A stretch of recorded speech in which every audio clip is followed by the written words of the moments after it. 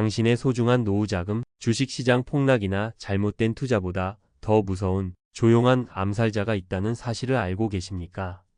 바로 통계청이 지목한 충격적인 현실, 간병비입니다. 정부의 발표에 따르면 간병비 상승률은 이미 모든 물가 상승률을 압도하는 1위를 기록했습니다. 잠시 후 평생을 성실하게 살아온 죄밖에 없는 한 남성이 어떻게 단 3년 만에 1억 5천만 원의 퇴직금 전부를 간병비로 녹여버렸는지 그 처절한 이야기를 들려드릴 겁니다. 그리고 그와는 정반대로 같은 위기 앞에서 자신의 노후를 굳건히 지켜낸 한 여성의 현명한 선택에 대해서도 이야기하겠습니다. 평생을 몸담았던 직장의 낡은 서류 가방을 내려놓던 날, 김영수 씨는 이제야말로 진짜 인생이 시작된다고 믿었습니다. 68세 국민연금으로 매달 120만 원이 나오고 퇴직금으로 받은 1억 5천만 원은 IRP 계좌에 고이 넣어두었죠. 서울에 작은 아파트 한 채가 있었으니 아내와 함께 텃밭이나 가꾸며 소박하게 사는 것이 그의 꿈이었습니다. 하지만 그 꿈은 아내가 갑작스러운 뇌졸중으로 쓰러지면서 산산조각 났습니다. 의사는 24시간 돌봄이 필요하다며 간병인 고용을 권했습니다. 청구서에 찍힌 숫자는 하루 14만 원, 한 달이면 420만 원에 달하는 그가 상상조차 해본 적 없는 금액이었습니다. 월 120만 원의 국민연금으로는 어림도 없었고 결국 그는 매달 IRP 계좌에 손을 댈 수밖에 없었습니다. 첫 달에는 가슴이 철렁했지만 두 번째, 세 번째 달이 되자 무감각해졌습니다. 마치 내 돈이 아닌 것처럼 그의 미래가 매달 뭉텅뭉텅 잘려나갔습니다. 불과 3년 만에 1억 5천만 원의 퇴직금은 흔적도 없이 사라졌습니다. 한 언론사의 보도처럼 월 평균 370만 원을 훌쩍 넘는 간병비는 평범한 은퇴 가구에게는 감당 불가능한 폭탄이었습니다. 결국 김영수 씨는 간병인을 내보내고 직접 아내의 수발을 들기 시작했습니다. 그는 통계에 잡힌 가족이 직접 간병하는 비율 46.6%라는 차가운 숫자 중 하나가 되었습니다. 성실하게 살아온 자신의 인생이 왜 이렇게 허무하게 무너져야 하는지 그는 밤마다 잠 못 이루며 되뇌었습니다. 김영수 씨의 이야기는 특별한 불운이 아닙니다. 이것은 우리 모두가 빠질 수 있는 준비된 노후의 가장 거대한 구멍, 바로 간병 리스크입니다. 많은 분들이 연금 액수를 늘리는 데만 집중하지만 진짜 복병은 예상치 못한 지출, 그 중에서도 가장 거대한 블랙홀인 간병비입니다. 한국은행의 보고서에 따르면 최근 몇 년간 간병비 상승률은 명목임금 상승률을 거의 2배 가까이 앞질렀습니다. 이유는 간단합니다. 고령화로 돌봄이 필요한 사람은 폭발적으로 늘어나는데 힘든 일을 하려는 사람은 줄어드니 공급이 턱없이 부족한 겁니다. 한 연구에서는 2042년이 되면 돌봄 인력이 최대 155만 명이나 부족할 것이라고 예측합니다. 이 말은 앞으로 간병비는 지금보다 훨씬 더 무서운 속도로 오를 것이라는 뜻입니다.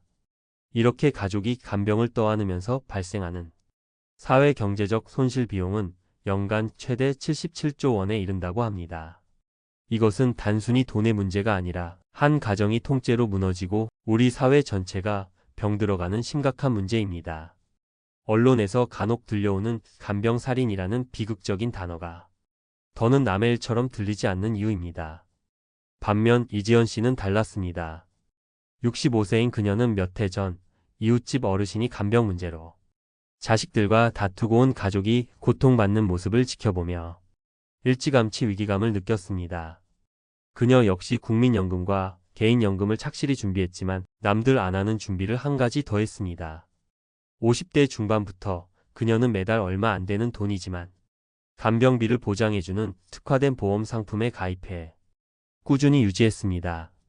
주변에서는 그 돈 아껴서 연금이나 한 푼 더 붓지 뭘 그런 것까지 하냐 며 핀잔을 주기도 했습니다.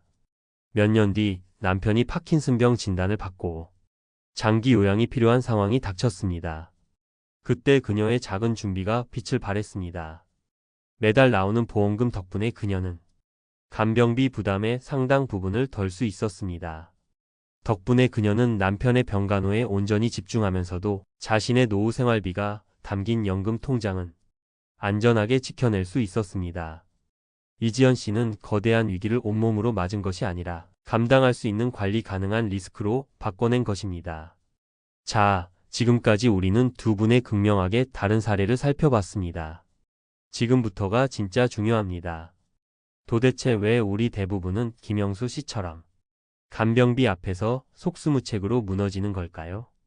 여러분이라면 이 상황에서 어떤 선택을 하셨을 것 같나요? 가장 큰 이유는 나에게는 일어나지 않을 일이라는 막연한 낙관론, 그리고 현실에 대한 무지입니다. 한 설문조사 결과를 보면 정말 놀랍습니다. 간병을 경험해 본 사람들조차 절반 가까이가 하루 간병비로 5만 원 미만이 적당하다고 생각했지만 실제로는 10명 중 4명이 11만 원 이상을 지출하고 있었습니다. 이 엄청난 인식과 현실의 괴리가 우리를 벼랑 끝으로 내몰고 있는 것입니다. 또 다른 이유는 건강보험의 명백한 사각지대입니다. 현재 간호간병 통합서비스 병동처럼 극히 일부를 제외하면 우리가 쓰는 대부분의 간병비는 건강보험이 전혀 적용되지 않는 100% 생돈, 본인 부담 영역입니다. 한 연구에 따르면 이렇게 개인이 오롯이 감당하는 사적 간병비 규모가 연간 10조 원이 넘는다고 합니다. 국가 시스템만 믿고 있기에는 그 구멍이 너무나도 큽니다. 그렇다면 우리는 무엇을 해야 할까요? 내 노후 자금을 이 거대한 블랙홀로부터 지켜낼 3단계 방어 전략을 제안합니다. 첫 번째, 나의 간병 리스크를 숫자로 직시하는 것입니다. 막연히 불안해하지만 말고 지금 당장 종이를 꺼내 간단한 계산을 해보십시오. 내가 은퇴 후 받을 예상 월 연금액을 적고 그 밑에 월 평균 간병비 370만 원을 쓴 뒤 빼보십시오. 마이너스 얼마가 나옵니까? 그 빨간색 숫자가 바로 당신이 아무 준비 없이 위기를 맞았을 때 매달 메워야 할 리스크 갭입니다. 이 냉정한 숫자를 아는 것에서부터 모든 준비는 시작됩니다. 두 번째, 노후 생활 자금과 간병 위기 자금 통장을 머릿속에서 분리하는 것입니다. 퇴직금과 연금은 내 삶을 영위하기 위한 생활비입니다. 이 돈을 간병비로 쓰기 시작하면 노후는 그 순간 파탄입니다. 간병은 질병이라는 별개의 리스크이므로 이를 대비할 별도의 재원을 반드시 따로 마련해야 합니다. 가장 현실적인 방법은 이지연 씨처럼 아직 건강하고 젊을 때 소액이라도 간병이나 장기 요양 상황을 보장하는 안전장치를 통해 리스크를 현명하게 이전시켜 놓는 것입니다. 세 번째, 정부 지원 제도를 100% 활용할 준비를 하는 것입니다. 정부도 문제의 심각성을 알고 국민 간병비 부담 경감 방안을 계속 내놓고 있습니다. 내가 사는 지역에 간호간병 통합 서비스를 제공하는 병원은 어디인지, 요양병원 간병비 지원 시범 사업의 신청 자격은 무엇인지 미리 알아두는 작은 정보력의 차이가 나중에 수백, 수천만 원의 돈을 아끼는 결정적인 길이 될 수 있습니다. 오늘 통계청의 발표는 우리에게 공포를 주려는 것이 아닙니다. 피할 수 없이 다가올 미래를 정확히 보고 미리 대비하라는 강력하고도 친절한 신호입니다. 한 달에 500만 원을 쓰는데 서비스의 질은 운에 맡겨야 한다. 는 어느 30대 직장인의 한탄이 10년 뒤, 20년 뒤 내 이야기가 되지 않으리란 보장은 어디에도 없습니다. 오늘 이 영상을 보신 것을 계기로 당신의 노후 계획표 가장 윗줄에 간병이라는 두 글자를 반드시 추가하십시오.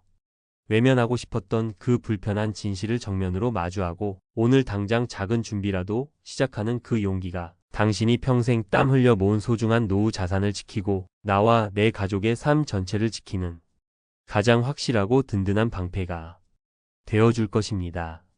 오늘 내용이 당신의 미래를 준비하는데 조금이라도 도움이 되셨다면 구독과 좋아요로 응원해 주시면 감사하겠습니다.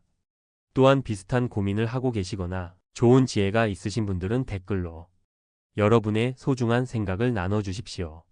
서로의 경험을 나누고 배우는 것 또한 훌륭한 준비 과정입니다.